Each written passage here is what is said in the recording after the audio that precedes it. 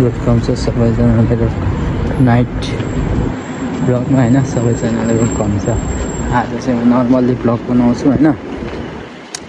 अनि कस्तो छ होइन, लिस्बन चाहिँ नाइटमा कस्तो देखिन्छ भने तपाईँहरूलाई देखाउँछु होइन। म चाहिँ भर्खर कामबाट फर्किँदैछु। 11:30 भइसक्यो अनि 11:30 बजी फर्केर आउँदैछु, जाँदैछु होइन। पाहाडमा मान्छेहरू छ, रिल्याक्सहरू बसिरहेको छ सबैजना होइन। अनि त्यही भएर सबैजनासँग होइन रमाइलो गरेर फर्केको छु। अनि पोर्चुगलको रातकालीन भ्यू छ कि होइन, एकदमै बवाल छ। यहाँ चाहिँ भयङ्कर सेन एम्बेसी छ होइन पोर्चुगलमा। यो चाहिँ सेन एम्बेसी हो। अनि ठ्याक्क जाँदैछु होइन। त्यस बेलुका यति बेला होइन कस्तो हुन्छ यहाँको सबै देखाउनेछु होइन।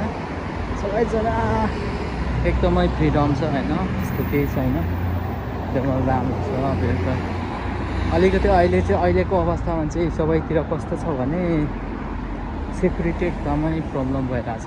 मतलब रात भएपछि लुट्ने होइन, अनि चाहिँ के भन्छ मान्छेहरू लुटपाट गर्ने, अनि त्यो कहिलेकाहीँ अब हुन्छ नि त झगडा, यतिकै न्यु खोजेर मान्छेलाई कुट्ने, त्यस्तो क्राइम्सहरू बढेको छ होइन। अलिकति असुरक्षित छ, तैपनि जस राम्रै छ होइन। यस्तो खुला ठाउँमा चाहिँ त्यस्तो हुँदैन। अलिकति कुना ठाउँमा चाहिँ अलिकति राति हिँड्न अलिक गाह्रो हुन्छ। अनि त्यो ठिकै छ पोर्चुगलको बसाइमा होइन। पोर्चुगल यस्तै छ। अनि अब यति बेला काममा आउनुपर्छ, कामबाट फर्किन आउने हो। अनि बिहान जाने होइन। यहाँको लाइफस्टाइलै यही छ कि बिहान काममा गयो, बेलुका फर्क्यो होइन। त्यही रोटेसन भइरहेछ क्या मान्छे। मेरो लाइफमा इभन अरूको लाइफमा मलाई त्यो सबै एउटै होला जस्तो लाग्छ। तर अब सबै त नहोला होइन। कोही कोही मान्छे आफ्नो व्यवसाय पनि गर्दै हुनुहुन्छ, थाहा छ सबैजनालाई होइन।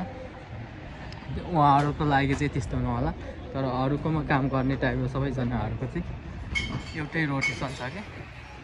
अब काम गर्ने होइन, बिहान काममा जाने अनि बेलुका आउने, त्यही रोटेसन क्या सबैको भइरहेछ। त्यही हो। अनि सबैजना आज अब विकेन्ड आउँदैछ नि त होइन।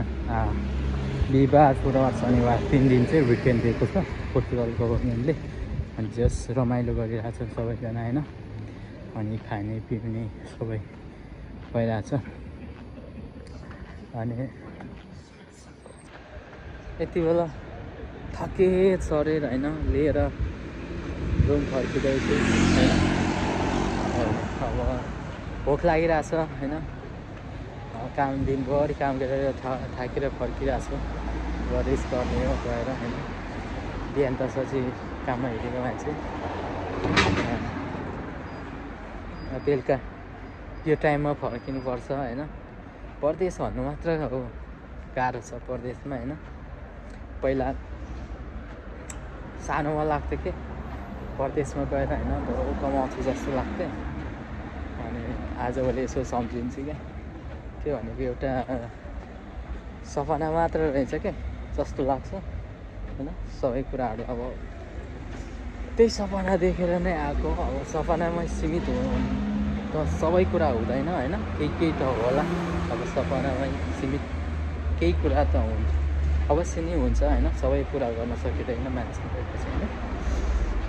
जोसुकैले पनि आफ्नो सपनाहरू चाहिँ सबै चाहिँ कहिले पुरा हुँदैन कि। मान्छेको सपना, इच्छा, आकाङ्क्षाहरू हुन्छ नि, दिन प्रतिदिन बढ्दै जान्छ कि होइन। जति पुरा गर्दै गयो नि त्यति नै प्लस हुँदै जान्छ कि। त्यही भएर मान्छेको जात भनेको होइन असन्तुष्टि रहेछ जस्तो लाग्छ। अनि त्यही हो। मेरो पनि कति त्यस्तै सपना देखेर बाहिर आएको। सपना भनेको सपनामै सीमित भइरहेछ होइन, भोलि पर्सि होला पुरा होला होइन। त्यो भनेको समय बाँकी नै छ, अब हेरौँ होइन। अब भर्खर त पाइला सार्दैछु होइन।